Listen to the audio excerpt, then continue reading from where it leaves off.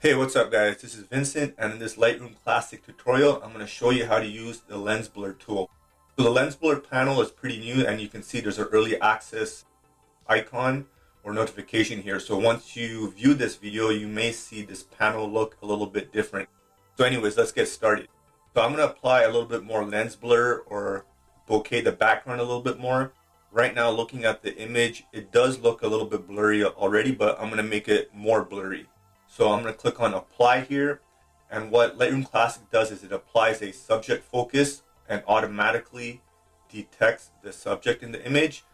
I can also use the point or area focus and select the subject myself.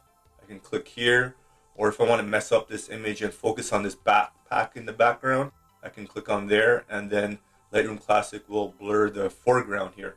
But anyways, let's go back to this toucan here.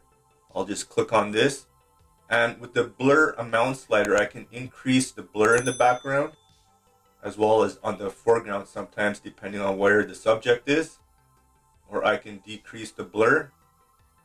And there's also this boost amount, and this changes like the shape or the size of the blur, and I'll show that to you in a different photo. And then there's this focal range, which masks the background in the foreground and keeps the subject in focus. So to visualize the focal range, I can click on visualize depth, and this yellowish portion here, yellowish orange, it's what's in focus, and then I can change the focus amount or the focus range as well. I'm just going to deactivate this visualize depth by pressing the keyboard shortcut O, and then I can change the range of the focus, and as I slide or change this, it'll automatically change the masking of the blur background. And I can also move this slider around and change around the blur focus. So I'm just going to reset this lens blur, and then I'm going to go to subject focus right here once it's done loading, or once I click on apply, and then make sure it's on subject focus. And let's say, for example, I want to correct the focus of here or change the lens blur a little bit. Let's say, for example, I want to make this leafy area more blurry right here. I can go and click on the blur icon here and then create a mask and then brush over it. I'll just increase the size and then the feather, and then I can blur this a little bit more as well.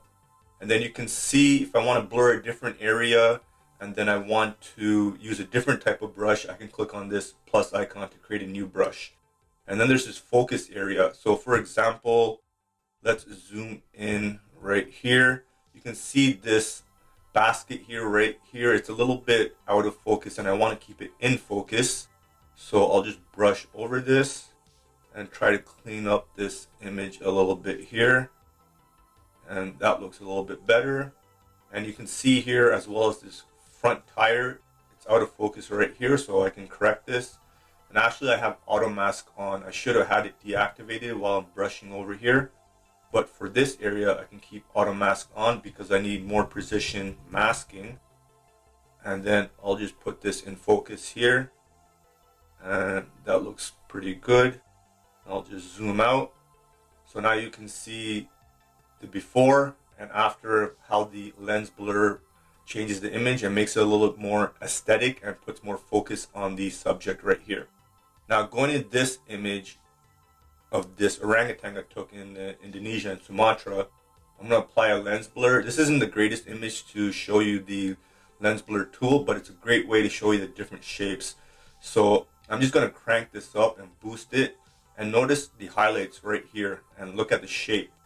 And as I change these options or the different type of lens blur or the different type of lenses, the shape changes. So in this scenario, you want to make the lens blur a little bit more subtle.